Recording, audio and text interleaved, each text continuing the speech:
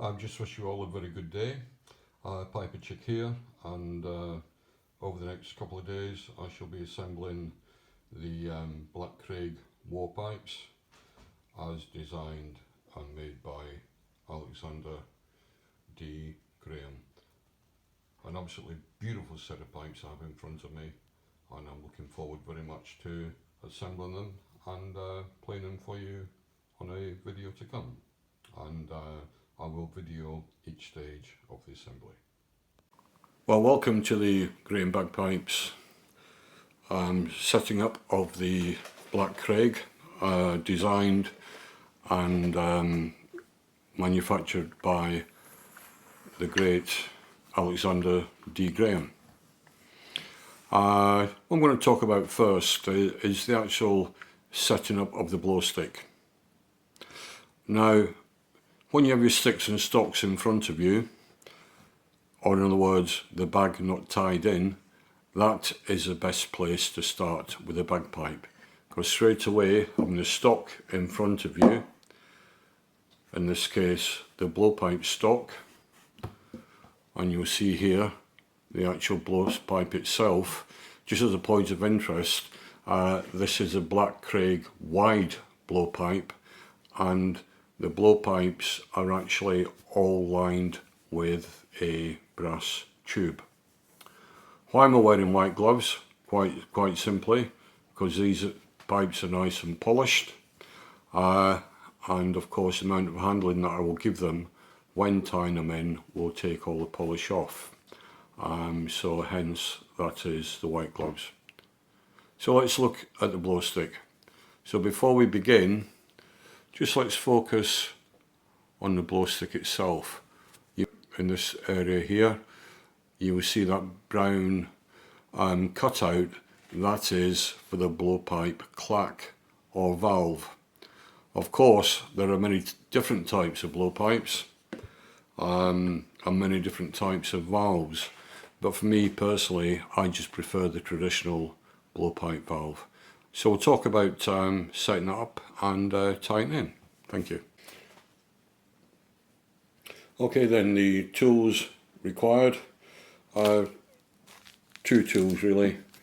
Number one, the valve itself, and the second item is the hemp.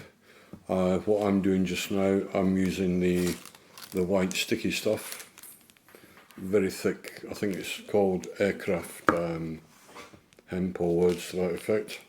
No doubt the Facebook police will tell me I'm wrong. So all I'm doing here, I'm just putting this under pressure, under lots and lots of pressure, to keep this nice and tight. I'm quite lucky here because the gap between the blowpipe and the blowpipe stock is quite minimal. So hopefully I'll get away with one wrap to begin with. I'm just trying to layer it on as evenly as possible. Now, I'm not going to show you this video for 10 minutes, so I'll finish it off and I'll come back. So there we go. I managed to tie in the rubber valve. You see, there it is. You notice I started off with some white resined aircraft, I call it aircraft hemp. Of course these are Black Craigs, so I don't want the white to be showing through when I pull it out, otherwise it will spoil the name of the Black Craig. So that's done, nice and tight, firm but not too tight, and it doesn't leak. Proofing the pin in, and that's fine. So the next thing I'm going to talk about is actually fitting a water trap or a moisture trap or condenser, whatever you want to call it, to the bottom of the blowpipe. So that'll be video 3.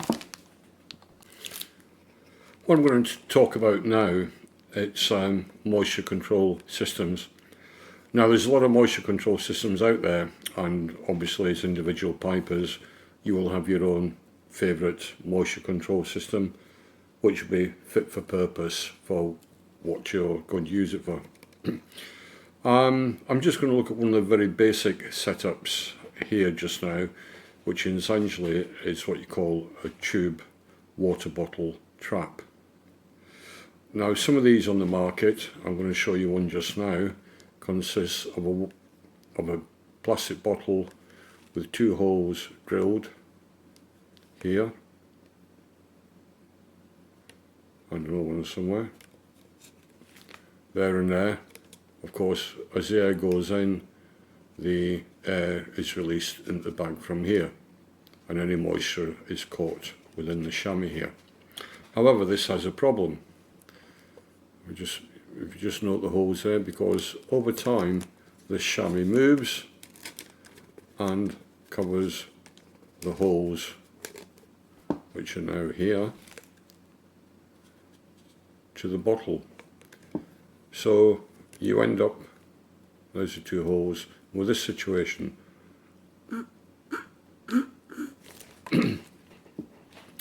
And I have come across bagpipe players who said that they cannot get notes out the pipes.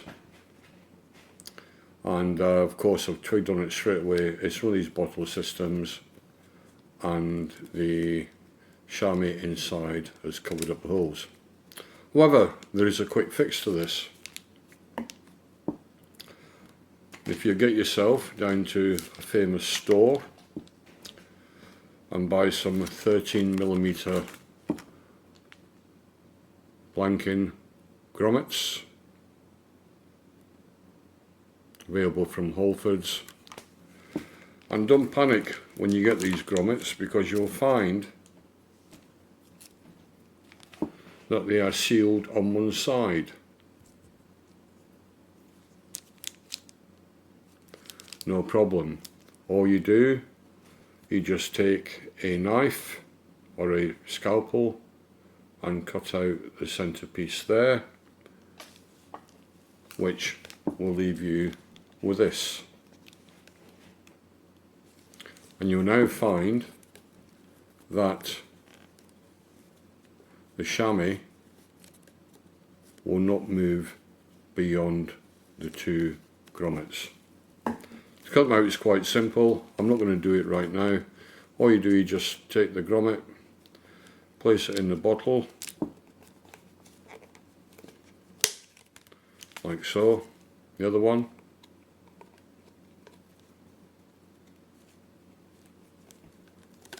You need to snap into place.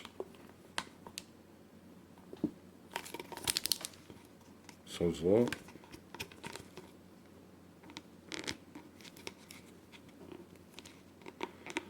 That's it in there.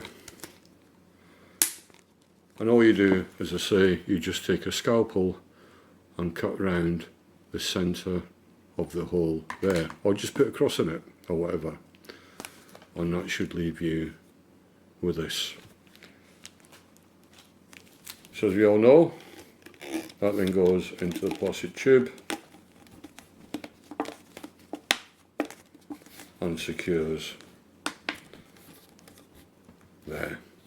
So as you can see, there is no way that chamois is going to cause any restriction. So the tools that you require for this job are a set of these metric calipers, your blowpipe stock,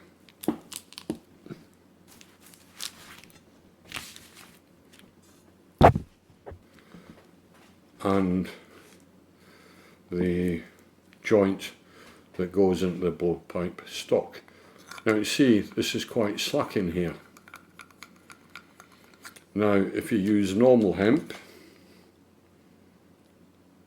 like this, you're going to use half a ball of hemp before you can actually fit that. And what you've got to remember about this modern hemp, it's not like hemp that we had in the 60s or 70s, where it was quite thick, very similar to what I've got here, and you would cut your fingers before you would snap it. This modern hemp is more of a coloured thread. Nothing wrong with it, of course. It's okay for finer detailing, and you'll notice some of you, it's actually called barber's thread. Barber as in the coat maker, I believe. So it's thread, possible as hemp, it's resin. Me personally, I prefer the old stuff. So what we're going to do now, we're going to use 3 types of hemp. First of all, a very thick rope hemp for the initial layer. Then going on to a middle grade of hemp, and then a final fitting with this so-called hemp, which is thread. So change of gloves now. There's a very good reason for that, because I'm going to need as much grip as possible.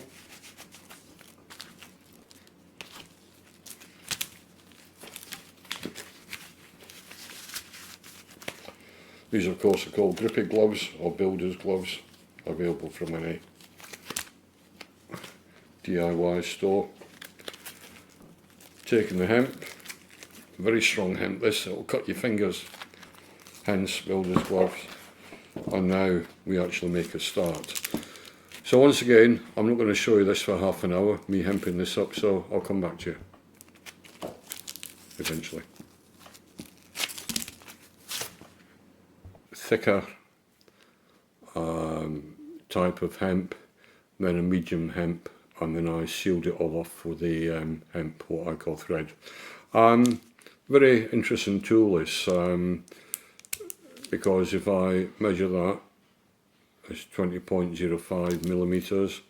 If I measure that, around about 20.5 millimeters. So that's what I use that for, and that ensures that there's a nice tight fit in there. That is solid, but not so tight that it will, when it gets wet, it will expand and crack the stock. Bagpiping, it's an understanding bagpipes. I've just spent some time with Alexander DeGraham, and the amount of engineering that goes into one set of bagpipes is absolutely phenomenal. Unfortunately, I don't think we appreciate that engineering as bagpipers. People say to me, what's it like trying to service a set of bagpipes? My quote is, it's like servicing a Formula 1 engine. Every part, and especially the hemped up parts, anything that attaches to the bagpipe, anything that affects the cycle of wind that goes through the bagpipe and out through the drones, must be engineered perfectly through hemping into your bagpipe. So there we go, that's perfectly hemped in there. We know now that cloth inside, or chamois, is not going to move and block the holes. That is tight, that's not leaking at all now, and then all we do, we clip that one there, and that's it. One basic tube water trap ready to go. Of course, as time progresses, you find that this plastic here actually stretches. You find that there's a good chance of that coming off. So a way to stop that happening is by just placing something strong around there, a Jubilee clip or one of these plastic cuff type things will actually secure onto there so it doesn't move. But I'm not going to do that just now because that's fitting quite tight at present. But I reckon about 3 or 4 months it will loosen off. There we go. That's one type of water trap. One very important thing that I should do before I actually put the parts away that I've been working on, the blowpipe and the blowpipe stock, and that's give them a very good clean. It's amazing the damage that your hands do to a set of bagpipes. When you're tuning them, your hands sweat, gets on the drones, just causes over time a lot of wear and tear. So you've got to look after your drones. I've always said, if I had my way, drone tuners in a band would wear white gloves to tune the drones with. Stop all the stickiness from sweaty hands getting on the drones and silver work and things like that. You know, if you go into any museums or anything that they really protect wood, the very first thing you do is put on white gloves. Of course, as bagpipers, we can't play with white gloves. Maybe we will one day if somebody designs some with cutouts in the hands. Just joking. So, what do we use? Renaissance micro crystalline wax polish. And it's quite simple to apply. Alexander DeGraham said I should put at least a minimum of 3 coats on. Well, these are about 5 now, Alex, but the more coats the better. And it's quite simple to apply. Just rub it on, gets rid of all the stickiness, all the grease and gum from the hands, etc, etc. Quite easy to apply, and then just give it a nice buff up. And there you go. And you can feel the difference in the cloth already. Just nice and smooth. Smooth as silk. That is absolutely smooth as silk. That's that one done. And of course, just finish this.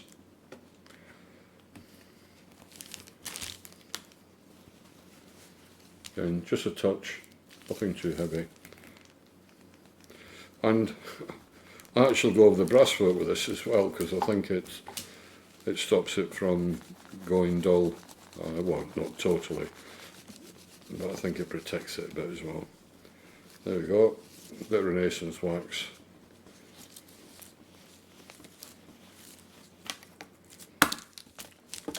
I did say that would work loose. That's a great example of it. So I will, before I assemble these, put a plastic clip around that. That's how easy it is. Look, straight off. It's stretched already. There we go. So, hope you've enjoyed that. On the next video, again, we'll be looking at checking the drones and hemping the drones. I hope this has been of use to you. Thank you.